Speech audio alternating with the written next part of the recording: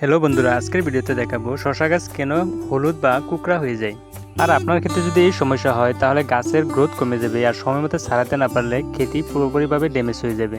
তো গাইস, আজকের ভিডিওতে এই সমস্যার একটি পারফেক্ট সমাধানের বিষয়ে বলবো, তো ভিডিওটি না টেনে সম্পূর্ণ দেখেন। তো ইয়ারলি অবস্থায় যখন গাছ ছোট থাকে তখন কখনো কখনো গাছের পাতা হলুদ হয়ে যায়, হয়তো গাছের পাতা বিশেষ কুকড়াও হয় না, শুধুমাত্র হলুদ হয়ে যায়।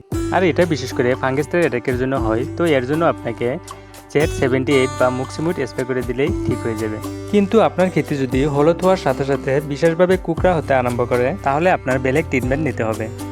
তো গাইস, এই প্রবলেমটি হয় বিশেষ করে লিফ কার্ল ভাইরাসের জন্য। আর এটি হয় মূলত দুই ধরনের রসশোষক কীটের জন্য, যাকে থ্রিপস আর মাইট বলা হয়। যদি থ্রিপসের অ্যাটাক হয় তাহলে গাছের পাতা উপরের দিকে উঠে যায়, আর যদি মাইটের অ্যাটাক হয় তাহলে গাছের পাতা নিচের দিকে হেলে যায়। তো গাইস, আপনার ক্ষেত্রে যদি এই সমস্যা হয় তাহলে এমিস্টার টপ আর এডমিয়ার দিয়ে স্প্রে করে দিতে হবে। যদি আপনার 16 লিটার ট্যাঙ্কি হয় তাহলে এমিস্টার 25 ml, এডমিয়ার 20 ml যদি লিকুইড হয়, আর যদি পাউডার হয় তাহলে 10 গ্রাম। আর এগুলোকে একসাথে মিক্স করে স্প্রে করে দিতে হবে।